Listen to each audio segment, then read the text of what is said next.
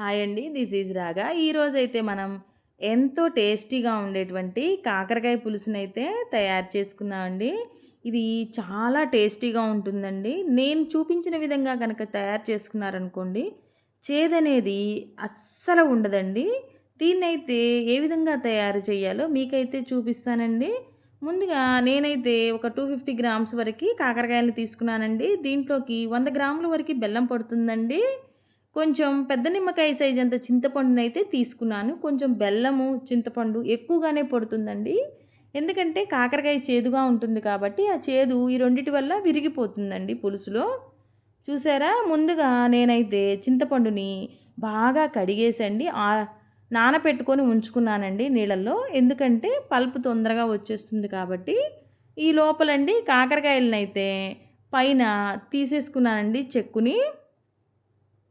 మీకు కావాలి అంటే కనుక చెక్కుతో పరినైనా యూస్ చేసుకోండి కడిగేసుకొని.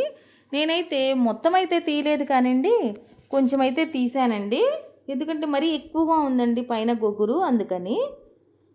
ఇప్పుడైతే అండి వాటిని ఫ్రైకి ఏ విధంగా అయితే మనం కట్ చేసుకుంటామో అదే విధంగా సన్నగా చక్రాల్లాగా కట్ చేసుకోండి. నేనైతే ఇత్తనాలతో పరిన చేస్తున్నానండి ఈ పులుసుని.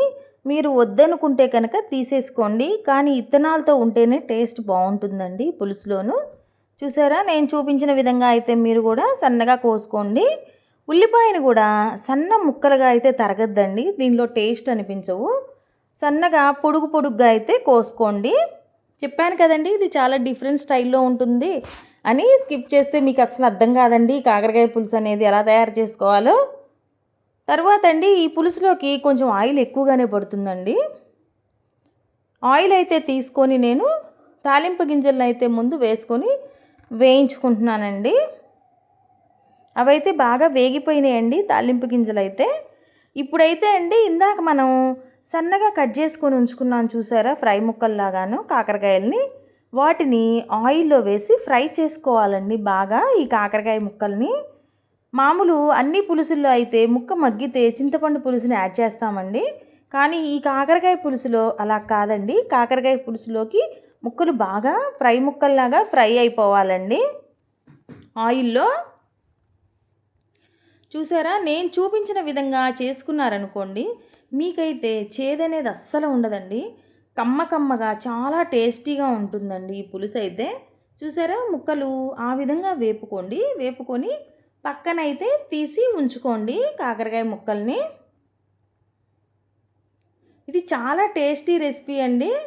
తరువాత అండి ఇందాక మనం సన్నగా కట్ చేసుకొని ఉంచుకున్నాం చూసారు ఉల్లిపాయల్ని, వాటిని కూడా ఫ్రై చేసుకోవాలండి. ఇవి కూడా బాగా ఫ్రై అవ్వాల్సిందేనండి ఉల్లిపాయలు కూడా.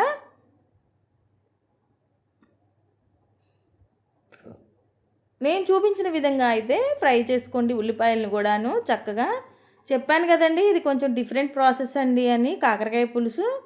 దానిలోకి రాళ్ళ ఉప్పుని కూడా పులుసుకి ఎంతైతే కావాలో అంత ఉప్పుని యాడ్ చేసేసుకోండి. తర్వాత పసుపుని కూడా యాడ్ చేసుకోండి. ఎప్పుడైనా పులుసుల్లో రాళ్ళు ఉప్పు వేస్తేనే టేస్ట్ బాగుంటుందండి. తర్వాత ఇందాక మనం ఫ్రై చేసి పక్కన పెట్టుకున్నాం చూసారు కాకరకాయ ముక్కలు, వాటిని కూడా యాడ్ చేసుకోండి.